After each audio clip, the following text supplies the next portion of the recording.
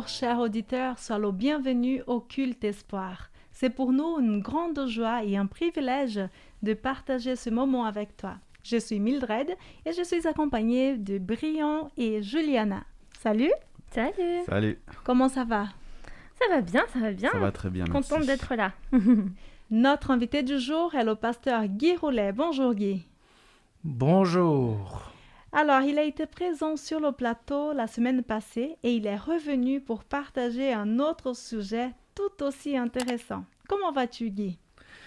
Eh ben, je vais très très bien. La météo va bien. Et puis la santé va bien aussi. Alors, tout ça aide, n'est-ce pas? Voilà. Quel est le thème d'aujourd'hui, Guy? Ah ben, c'est une grande question que je voudrais partager avec vous, puisque lorsqu'on lit les récits des premiers chrétiens, et notamment les écrits de l'apôtre Paul, on se rend compte que le message de Jésus, qui était qualifié de sauveur de l'humanité, ce message avait du mal à passer pour les Juifs et pour les païens. Pour les Juifs, c'était un scandale de dire que Jésus était le sauveur de l'humanité, et pour les païens, c'était une imbécilité. Alors, donc la question est de savoir pourquoi Jésus est le sauveur et en quoi est-il le sauveur. Ok, alors nous sommes très impatients de t'entendre tout à l'heure et je te remercie dès maintenant pour le partage biblique. Et c'est parti les amis pour 1 heure ensemble. J'ai prié pour que Dieu puisse être à nos côtés. Et Juliana, est-ce que tu aimes écrire? Bien sûr. Que vas-tu nous partager aujourd'hui? Alors, j'aimerais vous partager une pratique d'écriture que je trouve très simple et en même temps vraiment édifiante. Je ne sais pas si je vous ai déjà parlé de Proverbs 31 Ministries, qui propose des études bibliques en ligne avec toute une communauté de femmes sur la base d'un livre écrit par une auteure chrétienne ou un auteur chrétien. Si vous lisez bien l'anglais, je vous conseille d'y jeter un œil parce que c'est très enrichissant. Ouais, ça en a l'air. En plus, il suffit d'acheter le livre, de s'inscrire et voilà, rien de plus simple. Dans une de ces études, on propose une étude un peu particulière avec le livre Write the Word, donc écrire à la parole.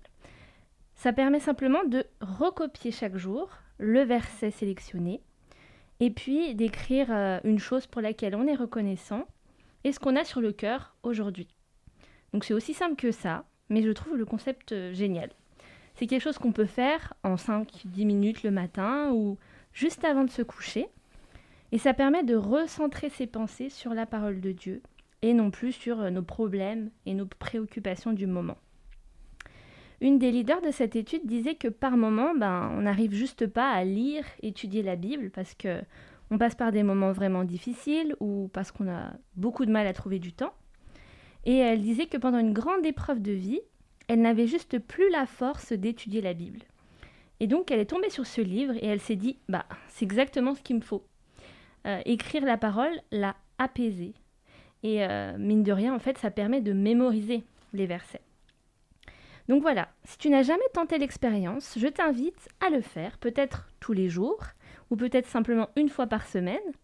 Mais je t'assure, tu verras à quel point le seul fait d'écrire la parole de Dieu a une force incroyable et peut changer nos pensées, nos actions, nos comportements, bref, nos vies. Alors merci Juliana pour ces paroles d'encouragement et cette belle proposition d'expérience. J'aimerais à mon tour continuer dans cette dynamique avec une promesse qui est tout en lien avec ce que tu viens de dire. La promesse dit « Si tu traverses de l'eau, je serai moi-même avec toi. Si tu traverses les fleuves, ils ne te submergeront pas. Tu marches dans le feu, tu ne te brûleras pas, et la flamme ne te consumera pas. » C'est une promesse qui se trouve dans le livre du prophète Ésaïe, au chapitre 43 et à partir du verset 2. L'eau et le feu sont deux éléments qui peuvent être destructeurs, disons-le clairement. Incendie, tsunami, inondation, etc. Mais ces deux éléments sont aussi bénéfiques, même indispensables pour l'homme et à la vie en général. Le feu nous éclaire dans la nuit, Le feu nous réchauffe les longues soirées d'hiver. Elle permet de cuire nos aliments. Alors que l'eau, elle nous permet de nous abreuver, besoin physiologique numéro 1 de l'humain. Elle nous permet de nous laver. Elle est une source d'eau pour la vie, une source de vie, pour la nature. Et je crois que ce n'est pas par hasard que ces deux éléments familiers à l'homme soient cités dans ce verset. Des éléments qui nous côtoient régulièrement et peuvent nous faire prendre conscience de la symbolique de certaines saisons de notre vie. Alors, cette promesse, qu'est-ce qu'elle dit ? Elle ne te dit pas que tous les soucis vont s'envoler ou que tout va aller comme sur des roulettes. Elle dit que pendant que tu traverses l'eau et les fleuves, ce qui laisse supposer que nous aurons des moments où il faudra peut-être nager, faire peut-être un peu d'apnée, peut-être fournir des efforts pour rester à flot, Dieu, lui, te promet que les flots de ce fleuve ne te submergeront pas. L'incendie qui embrase certains moments de ta vie, elle ne te consumera pas. Et comme disait Juliana, si tu n'as pas la force ou le courage d'aller voir dans sa parole pour chercher des ressources, sache que lui, il sera présent. Il ne te lâche pas la main. Et ça, il le dit au début du verset. « Je serai avec toi ». J'aimerais t'encourager, si tu es peut-être dans cette situation, une situation de deuil, de perte d'emploi, si tu es déprimé par des nouvelles véhiculées chaque jour par les infos, ou que tu es victime, je ne sais pas moi, de racisme, de violence, de harcèlement. Peut-être que tu as besoin d'encourager quelqu'un, un proche, une collègue, qui se trouve dans une situation délicate. Voici une pépite d'espoir que j'aimerais t'inviter à écouter.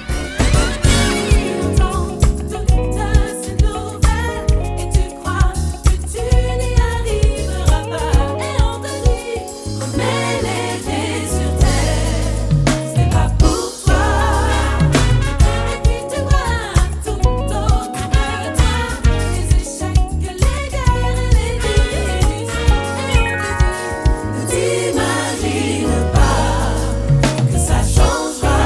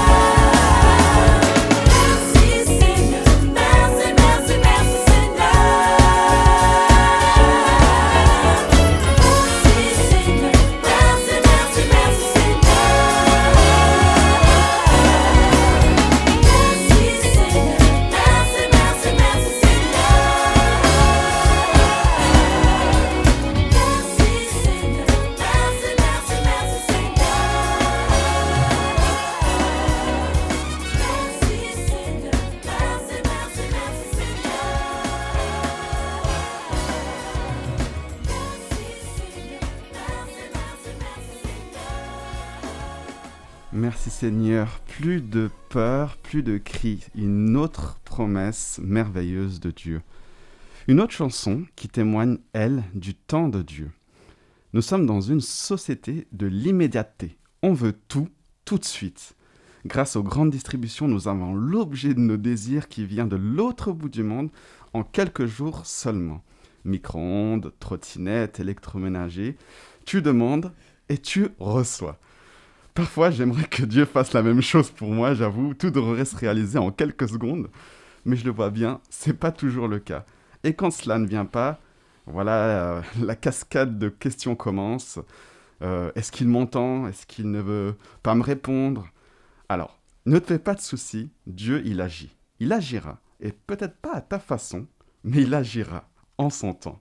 Une chanson de Maggie Blanchard.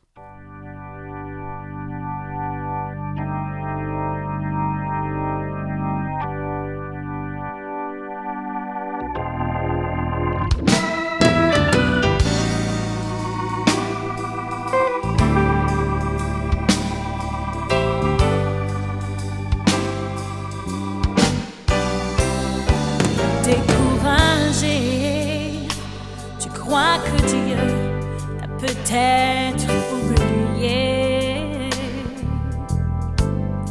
car des circonstances t'ont dérouté, tu ne sais plus où te tourner. Maintenant, tu crois qu'il n'y a plus d'espoir de retrouver ton chemin. Mais plus d'une fois, Dieu t'a montré qu'il prend bien soin de toi. Je sais qu'il agira. Oh, il agira. Rappelle-toi combien de fois il a agi pour toi. N'est-il pas fidèle? Oh oui, je sais qu'il le fera encore. Il reste toujours le même. Je ne sais pas comment, mais en son temps, il agira. Tu sais, Dieu te connaît, il voit tes peines, il comprend bien ta douleur. Tu sais bien qu'il est là, mais dans ta souffrance, tu as dû oublier qu'il est le Dieu des étoiles, du soleil et des mers, qu'il est aussi ton Père. S'il peut calmer la tempête, il redonnera la paix à ton cœur agité. Je sais qu'il agira. Oh, il agira. Rappelle-toi combien de fois il a agi pour toi. N'est-il pas fidèle?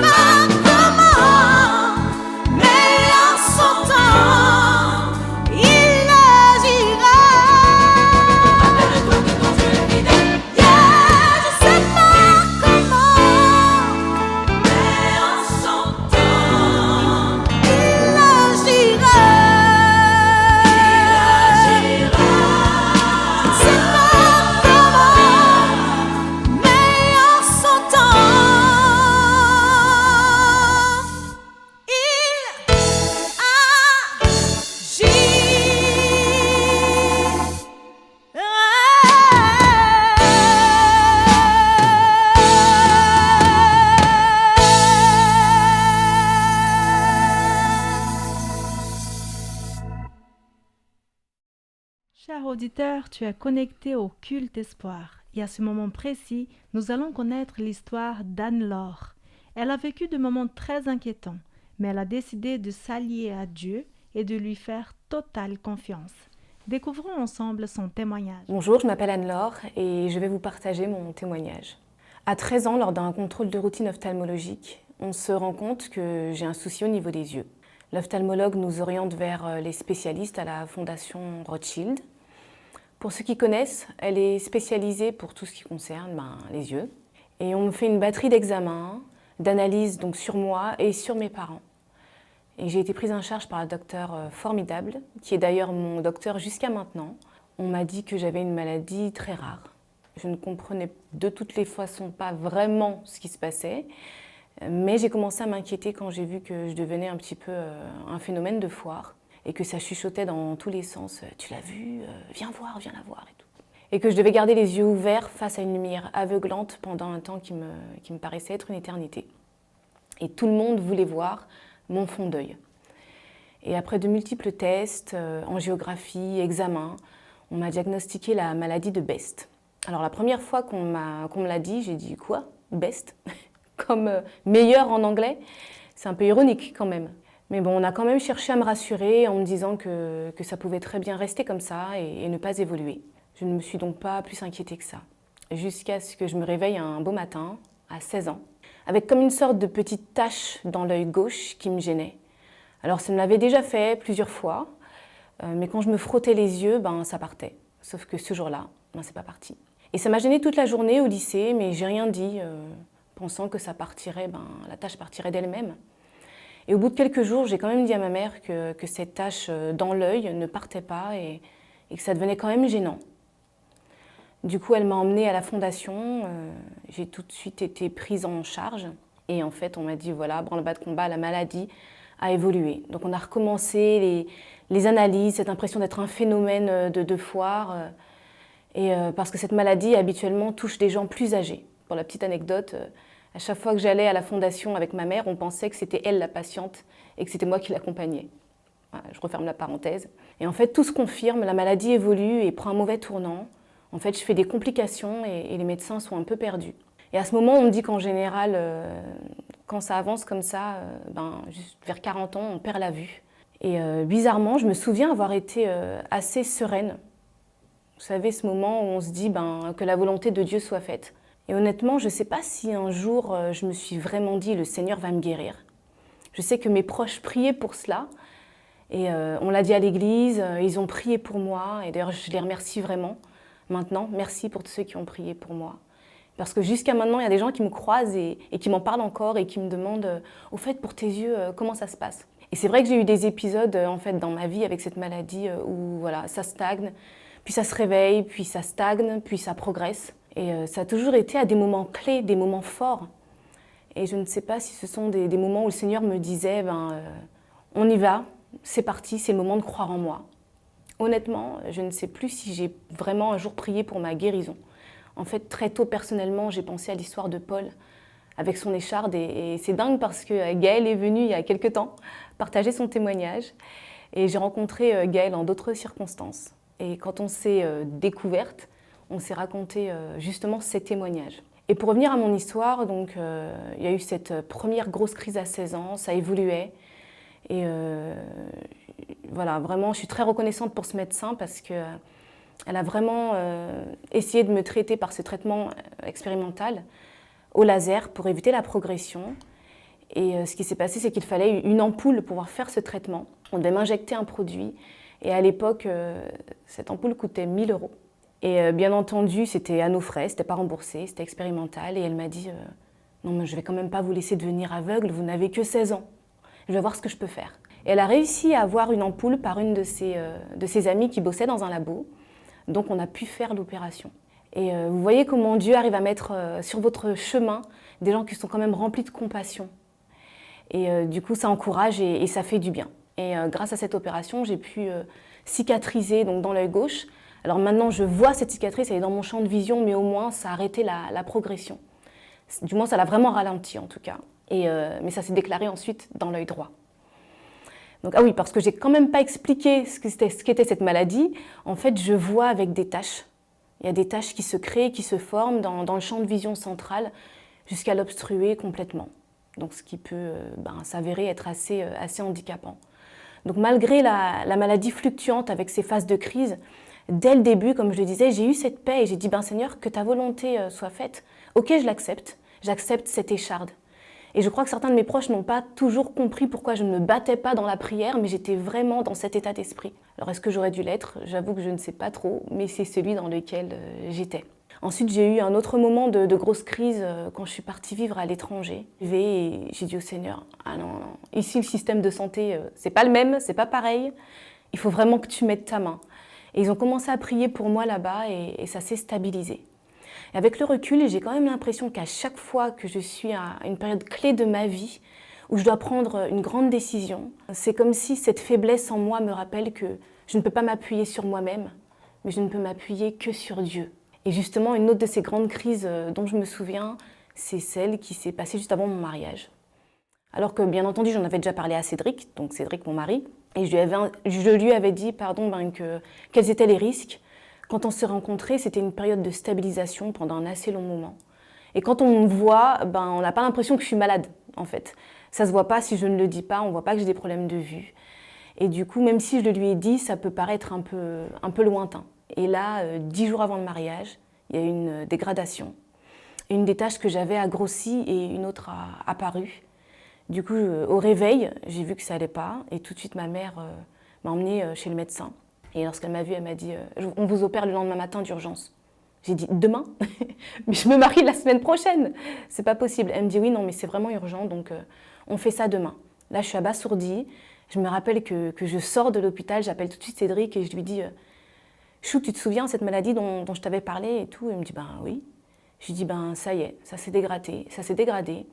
Je dois me faire opérer d'urgence demain. Est-ce que tu veux toujours te marier ?»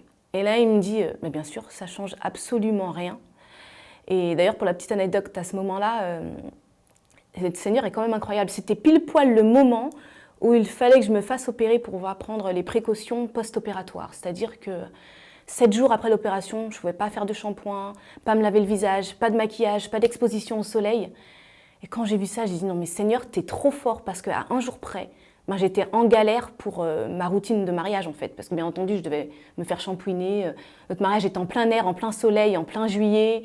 Je devais me faire maquiller, la maquilleuse que j'avais déjà payée. Donc en fait, ils se souviennent de moi là-bas comme étant « Ah, c'est la jeune mariée !» Et grâce à Dieu, j'ai pu être opérée sans les problèmes de sang dans l'œil, parce que c'est aussi quelque chose qui se passe après l'opération, des traces ensanglantées. Et pour les photos, ça n'aurait pas été vraiment glamour. Donc je leur ai dit, s'il vous plaît, je me marie dans 7 jours, faites attention. Et là, même là, dans ces petits détails, Dieu a fait grâce et il a été bon. Aucune trace de sang dans les yeux, en tout cas, pas cette fois-ci. Ça a été par la suite, mais pas cette fois-ci. Et puis, après le mariage, il y a des moments où ça a empiré. Et j'ai fait pas mal d'opérations, ils n'arrivaient pas vraiment à savoir ce que c'était, si c'était la maladie, si c'était les complications. Et on a continué par prévention, bref. Pendant un moment, c'était tous les mois, et franchement, c'est devenu lourd. Et j'ai dit au Seigneur, en fait, j'en peux plus. En plus, ça fragilise mes yeux, donc j'ai commencé à faire de la tension dans l'œil. J'avais de plus en plus mal, du mal aussi à retrouver ma vue après chaque opération. Et je remercie vraiment Dieu pour mon mari et pour ma maman. Ouais. Quand le Seigneur met quelqu'un à vos côtés, il sait ce qu'il fait, et c'est pour tous les aspects de votre vie, votre ministère et tout le reste. Et c'est vraiment ça. Et Cédric prenait des jours, arrangeait son planning pour m'emmener et me ramener, parce que bien entendu, après chaque opération, je voyais rien. Et soit lui, soit ma maman. Donc, en plus, on faisait les opérations, voilà, comme je le disais, et ils ont vraiment été là, ils ont été un réel soutien. Donc j'ai dit au Seigneur vraiment que voilà, je voulais arrêter tout ça. Et Dieu a mis sa main, ça s'est quand même stabilisé. Puis la dernière grosse crise en date, ça s'est passé le jour du baptême de mon beau-frère où je devais chanter. Le matin, on se réveille, j'ouvre les yeux et je ne vois rien. Enfin, quasiment rien. Et je réveille Cédric et je lui dis, mais en fait, je vois rien. Il me dit, tu veux qu'on aille aux urgences? Et je lui dis, non, je ne veux pas louper le baptême d'Angel. Je devais y chanter, on avait déjà loué un van pour emmener plein de jeunes avec nous. C'était vraiment un réel témoignage. Et donc, j'y suis allée comme ça.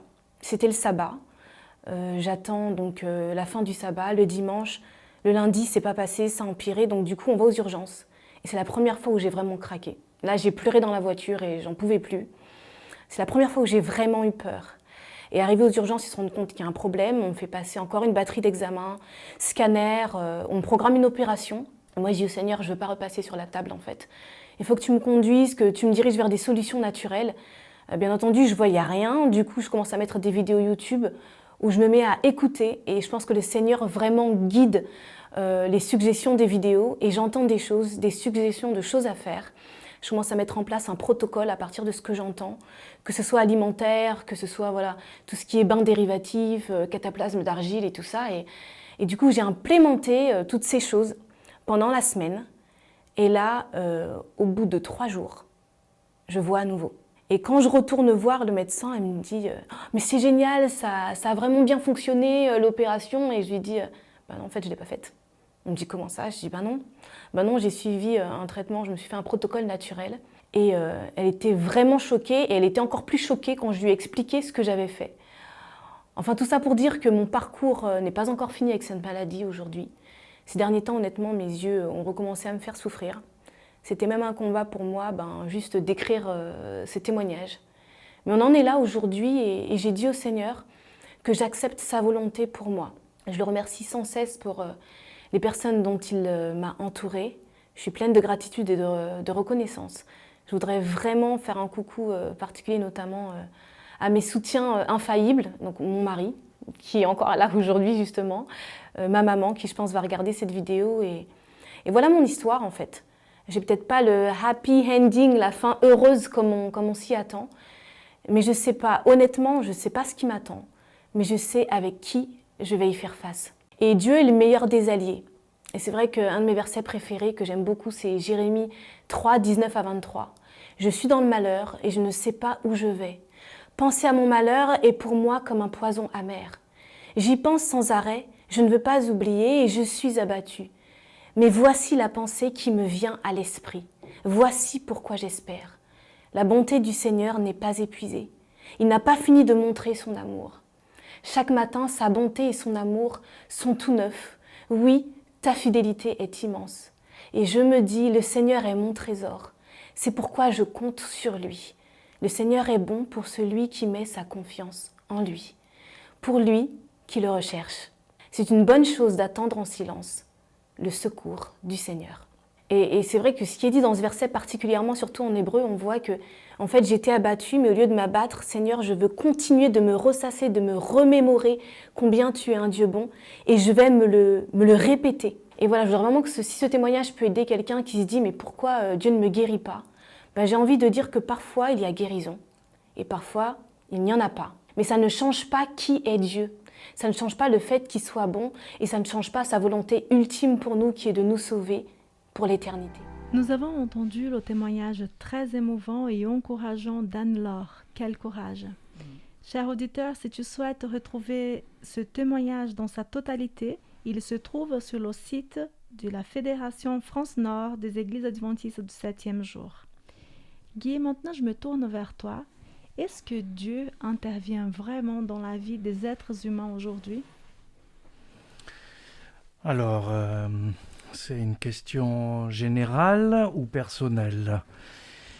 Si c'est une question générale, je crois qu'on peut dire que Dieu est intervenu à de multiples reprises quand on voit l'histoire de l'humanité, quand on voit l'histoire du peuple hébreu, quand on voit l'histoire des chrétiens d'une façon générale. Juste pour dire l'histoire réelle qui s'est passée là depuis 2000 ans, vous rappelez que au début de l'histoire de l'Église, des premiers chrétiens, tous ces chrétiens étaient persécutés. Et il y a eu des martyrs innombrables.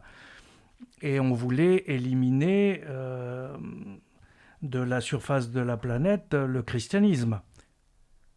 Aujourd'hui, 2000 ans après, vous regardez l'histoire des peuples, vous vous rendez compte que le christianisme non seulement n'a pas disparu, mais il est omniprésent. Alors certes, il est parfois un peu dévoyé ce christianisme, mais honnêtement, il y a des choses extraordinaires qui se passent Et là, je vois la main de Dieu. Après, si vous posez la question au niveau personnel, là, ça pourrait être une émission à part. Tout à fait, on aurait beaucoup d'expériences à raconter. Voilà. Eh bien, tu peux enchaîner avec le partage biblique. Ah, d'accord, ok.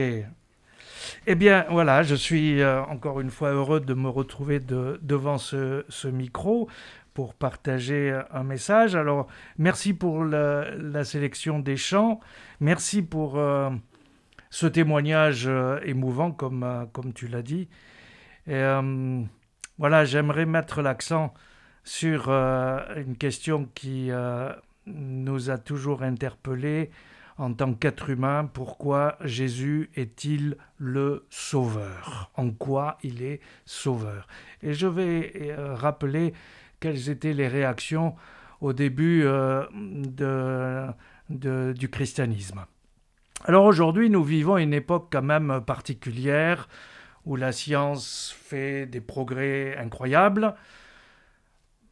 Et l'être humain est à l'origine de ces révolutions, pour ne pas dire ces bouleversements. Mais si on parle de progrès, la question c'est: est-ce que l'homme s'est amélioré? Est-ce que l'homme devient meilleur? Permettez-moi d'exprimer un doute. Le racisme est toujours présent.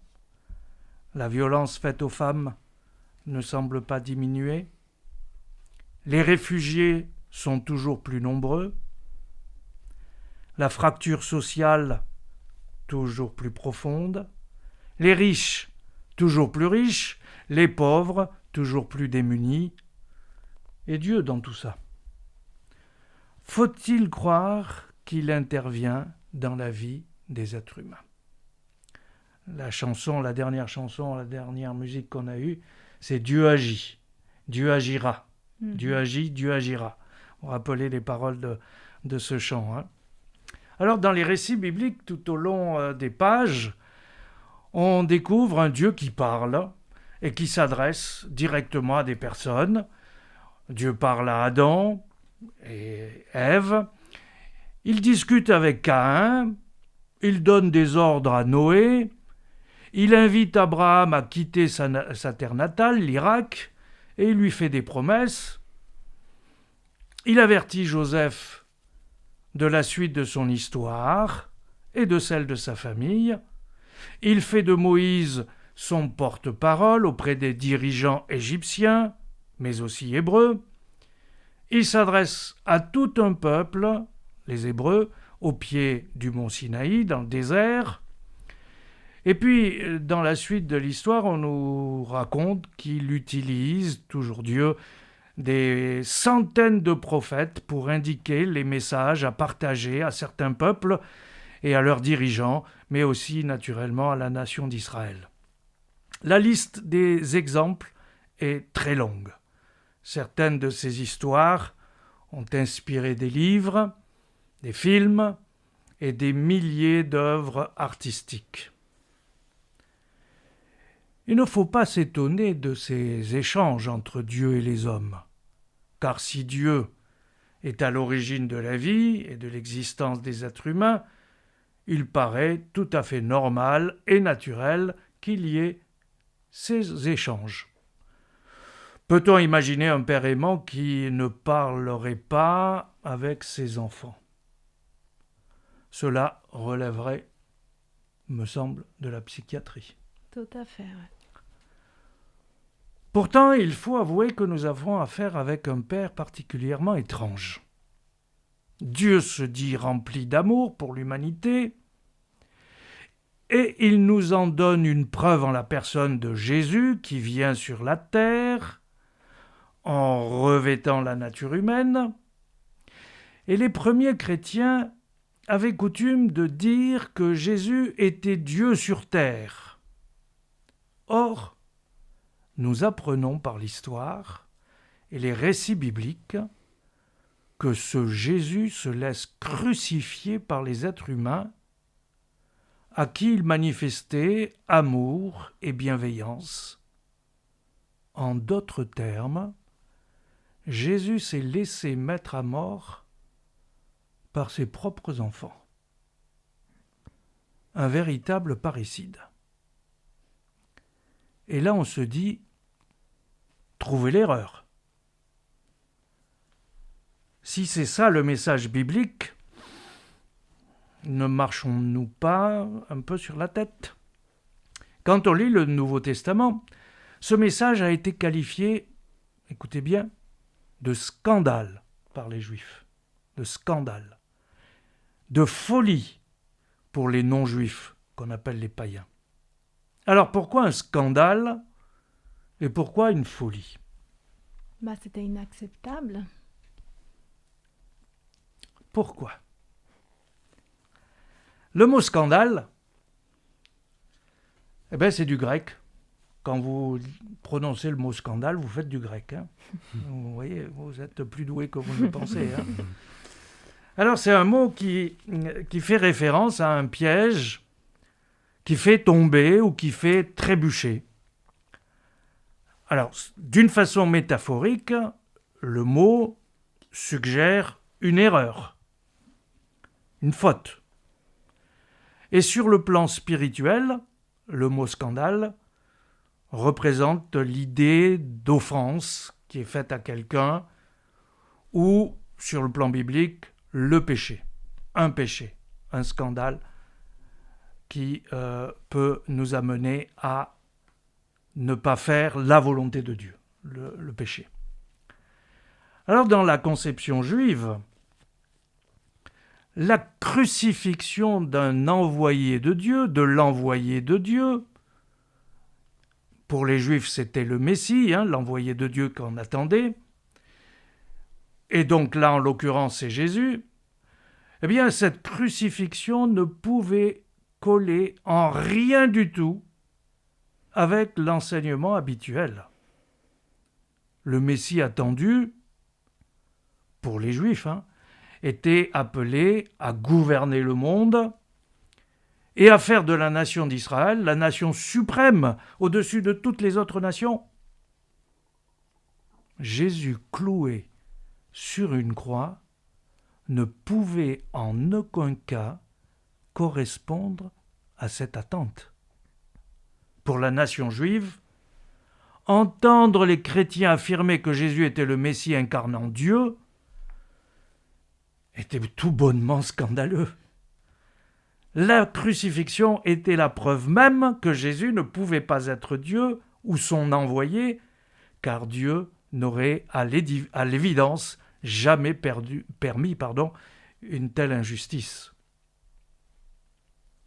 En ce qui concerne les païens, les non-juifs, entendre dire par les chrétiens du 1er siècle que Jésus était le sauveur du monde était naturellement pure folie, pour ne pas dire une énorme idiotie. On ne peut oublier le contexte philosophique et religieux dans lequel les premiers chrétiens évoluaient. La culture ambiante était marquée par la philosophie, la logique, le raisonnement et la science. C'était Descartes avant l'heure. La simple idée qu'un homme mis à mort sur une croix soit le sauveur de l'humanité était purement inimaginable. Et n'oublions pas, et ça a été dit, que la croix était un objet d'exécution à mort le plus humiliant qui soit par les Romains. Donc, un pur non-sens. Un vrai délire.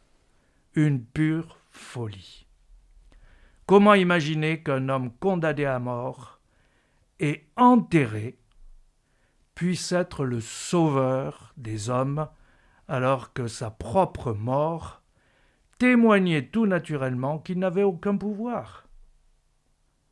Raisonnement implacable, pour ne pas dire imparable. Prêcher la vie éternelle ou le salut en Jésus avec de tels éléments en tête n'a strictement aucun sens, en tout cas pour les Juifs comme pour les païens. Donc scandale pour les uns, folie ou bêtise pour les autres. Les amis, le monde dans lequel nous vivons est exactement le même que celui des chrétiens des premiers temps il y a 2000 ans. Scepticisme et de rigueur. Si les athées sont nombreux, les agnostiques sont peut-être encore plus nombreux. L'Église voulue par Jésus fait face à un réel défi. Jésus lui a confié une mission, je vous le rappelle. Vous pourrez même citer le verset par cœur. Vous vous rappelez quand Jésus disait à ses disciples au moment où il va les quitter, « Vous recevrez de la puissance quand l'Esprit Saint descendra sur vous, et vous serez mes témoins à Jérusalem, là où j'ai été crucifié, autour de Jérusalem, dans la Judée, et puis au nord de Jérusalem, en Samarie, et puis vous serez mes témoins jusqu'au bout de la terre. » Dans l'évangile de Marc, c'est le même ordre de mission qu'on retrouve, c'est la conclusion de l'évangile de Marc.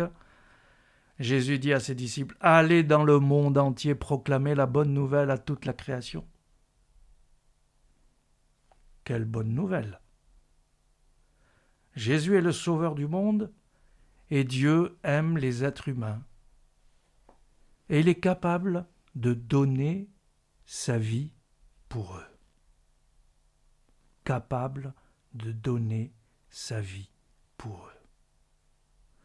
Alors nous sommes en droit de nous poser cette question. Comment les premiers chrétiens ont-ils eu le courage d'affronter l'opposition des Juifs et des païens, pour qui la mort de Jésus ne pouvait être que scandaleuse ou pure bêtise? Mais les amis, ce courage, le secret de ce courage pour ces premiers chrétiens, s'incarne dans une réalité incroyable. Tous les apôtres et les amis qui gravitaient autour d'eux, il y avait aussi de nombreuses femmes, la Bible nous le dit, ont été les témoins de la résurrection de Jésus et ils l'ont vu en chair et en os. Thomas n'y croyait pas, Thomas c'était un des disciples, et il a fallu qu'il touche Jésus avec ses mains. Paul, qui combattait ces premiers chrétiens, a lui-même été touché par Jésus sur la route qui menait vers la Syrie. Cette rencontre avec Jésus a bouleversé sa vie. Et dans beaucoup de ses lettres, il a souligné l'importance de la résurrection de Jésus. Dans l'une de ses lettres importantes, adressée aux chrétiens de Corinthe, en Grèce, il affirme qu'à un moment donné, Jésus est apparu, tenez-vous bien, à plus de 500 personnes à la fois. Wow. Le témoignage de Jésus vivant, ressuscité, est une réponse aux sceptiques. Le défi aujourd'hui est d'amener les gens à rencontrer Jésus. Et j'ose dire à ceux qui nous écoutent qu'une des preuves que Jésus est vivant, ça a été dit plusieurs fois dans nos échanges, c'est qu'il peut changer notre vie. Je répète, c'est qu'il peut changer notre vie. Si vous êtes dans une impasse, il trouvera une solution. Sa solution à lui, qui ne sera peut-être pas celle que vous souhaitez. Si vous êtes en conflit avec vous-même, votre personnalité, votre caractère, vos réactions, tout ça, il apportera les changements nécessaires qui vous étonneront. Une des choses qui me touche le plus radicalement, c'est quand il dit, si vous voulez un changement radical, vous serez amené, peut-être, un jour, à être confronté à des ennemis, mais le changement véritable, dans votre cœur, c'est que vous serez étonné d'arriver à aimer vos ennemis. Là, nous sommes au sommet de l'Everest spirituel. Aimez vos ennemis. Il est capable de nous aider à aimer nos ennemis. Si ça, c'est pas une preuve que Jésus est vivant, cherchez-en une autre. Alors voilà, pour terminer, je dis, osons faire l'expérience de Jésus et demandons-lui de se révéler à nous et qu'il nous montre une autre vie.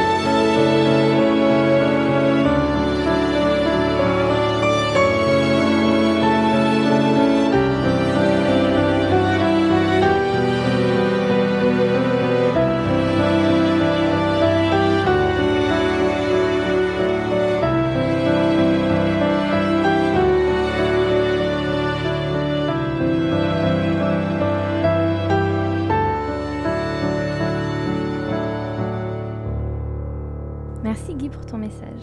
C'est vrai, rien ne vaut une expérience personnelle et concrète avec Dieu pour réaliser qu'il est vivant et qu'il agit bien dans nos vies. En parlant d'expérience, avez-vous déjà essayé de louer Dieu, d'exprimer des choses à Dieu par la danse ? Nous voici dans la chronique Dieu dans les arts. Et j'aimerais vous inviter à réfléchir autour de cette question. La danse est une pratique qui est un peu plus présente maintenant dans le monde chrétien, mais qui soulève encore pas mal de débats, de questions, et qui est, j'ai l'impression, du coup, devenu quelque chose qu'on évite, avec lequel on n'est pas très à l'aise. Pourtant, la danse pour louer Dieu est bien présente tout au long de la Bible. En voici quelques exemples. Le psaume 149, le verset 3. Qu'il loue son nom avec des danses, qu'il le célèbre avec les tambourins et la harpe. Jérémie 31, verset 13 dit « Alors les jeunes filles se réjouiront à la danse, les jeunes hommes et les vieillards se réjouiront aussi. Je changerai leur deuil en allégresse et je les consolerai. Je leur donnerai de la joie après leur chagrin. » 2 Samuel 6, le verset 14. David dansait de toute sa force devant l'Éternel, et il était ceint d'un éphod de lin. Jérémie 31, 4 « Je te rétablirai encore, et tu seras rétablie, Vierge d'Israël. Tu auras encore tes tambourins pour parure, et tu sortiras au milieu de danses joyeuses. » Comme on l'a dit, rien ne vaut l'expérience. Alors je vous partage l'expérience de Margarita, tirée d'un article de Sandrine Roulet dans le magazine Spirituel, 2-11 de juin et août. Margarita pratique la danse orientale depuis l'âge de 5 ans. Quand sa mère s'y est mise lors d'un séjour en Arabie Saoudite, elle a tout de suite été fascinée. Aujourd'hui, psychologue et art-thérapeute, la trentenaire a fondé la troupe Simra, qui propose des spectacles de danse orientale. Elle donne aussi des cours à Psalmodia ou dans les églises. Mais loin de Margarita l'idée de séduction, de nombril à l'air et d'attitude lascive. Au contraire, cette danse lui permet d'exprimer sa louange à Dieu. Avec les danseuses, nous réfléchissons au sens que nous donnons à nos mouvements. En fin de spectacle, il est arrivé que des hommes viennent dire à Margarita que leur regard sur la femme avait changé. Dans Actes 17-28, il est écrit « En lui, nous avons la vie, le mouvement et l'être ». Dans la conception de Margarita, le mouvement est un moyen par lequel Dieu amène la guérison, notamment au niveau de l'identité. Elle témoigne. Le regard des autres me posait problème. J'étais comme déformée et n'osais pas être moi-même. Grâce à la foi en Dieu et à la danse, j'avance dans un processus de libération. Les participantes au cours expérimentent cette même dimension, comme elles en témoignent. Je deviens fière d'être une femme. J'ose me tenir droite et je m'ouvre aux autres. J'apprends à accepter mon corps. Margarita est convaincue que Dieu, pour se révéler, utilise l'art et a fortiori la danse orientale. Une jeune fille écrivait à Margarita. Dieu m'a tellement touchée. Grâce à lui, je me vois différemment. Une autre fois, des musulmanes étaient émues aux larmes, certaines que par cette danse, Dieu veut restaurer la dignité des femmes. Lors de chaque spectacle, les danseuses donnent de petits témoignages et proposent aussi un temps de questions ou de prières. Voici donc l'expérience de Margarita avec Dieu par la danse. De mon côté, j'aime la danse, mais c'est quelque chose que je n'expérimente que depuis quelques années avec Dieu. Je découvre que la danse est vraiment une manière différente d'exprimer des choses à Dieu, parce que le corps tout entier est impliqué. Et cela permet d'exprimer des émotions, des ressentis, même quand nous n'avons pas les mots pour les exprimer. Parfois, j'écoute une musique et j'ai juste envie de danser, d'improviser quelque chose dans mon salon, en tête-à-tête avec Dieu, selon mon ressenti du moment. Et toi, cher auditeur, as-tu déjà expérimenté la louange par la danse ? Nous voilà à la chronique action. Comme tu le sais, dans cette émission, les chroniqueurs aiment bien lancer des défis. Et cette fois-ci, j'aimerais te proposer un défi long, sur une année. Alors attention, n'aie pas peur, je te vois déjà écarquiller les yeux. Attends ce qui va suivre. Je te propose de remettre un projet entre les mains de Dieu. Ça peut être un désir d'enfant, ça peut être les études, le travail, un projet entre amis, pour la famille, enfin tous les sujets qui te tiennent à cœur. Et chaque mois, pendant une durée d'environ 15 minutes, tu écriras ce que tu auras reçu. Sois ouvert à tout ce qui te passe par la tête. Parfois, on peut voir beaucoup plus clair dans nos vies en faisant le bilan. Et c'est dans ces moments-là aussi qu'on peut voir comment Dieu répond à nos prières. Alors ne t'inquiète pas, une phrase par mois sur un an, ça fait 12 phrases minimum. Donc je pense que ça devrait aller.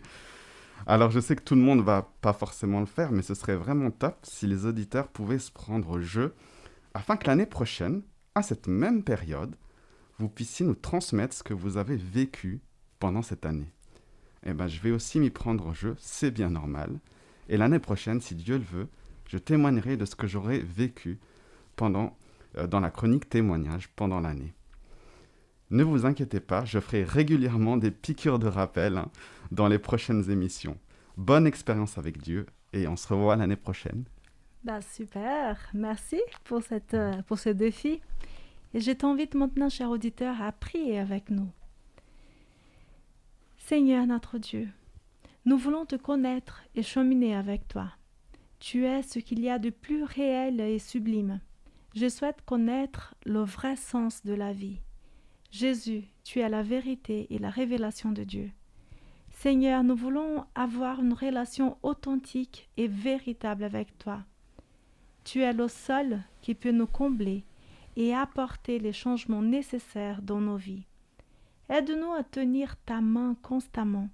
Nous voulons te rencontrer et ne plus te lâcher. Nous sommes convaincus que tu nous aimes et que tu sais ce qu'il y a de mieux pour nous. Merci pour ton amour et pour ta patience. Nous voulons garder confiance en toi, t'aimer et t'accepter comme notre Seigneur et Sauveur. Amen. Amen. Dans l'émission d'aujourd'hui, nous avons remarqué que Dieu a parlé à beaucoup de gens dans le passé. On remarque que Dieu parle encore aujourd'hui et il va continuer à être en contact avec nous. Juliana et Brian, je peux que vous remercier pour ces chroniques créatives, profondes et tellement sincères que vous avez apportées. Merci beaucoup. Je te remercie aussi, Guy, d'avoir participé avec nous, d'avoir pris du temps pour préparer ces 2 émissions avec nous. Merci. Merci aussi à vous de m'avoir accueilli parmi vous. Et merci aux auditeurs. Voilà, on espère que ça aura un impact auprès d'eux. Tout à fait. Chers auditeurs, je te remercie d'avoir participé avec nous, d'avoir écouté cette émission. Et si tu connais déjà Jésus, je te souhaite de continuer à vivre une belle relation avec lui.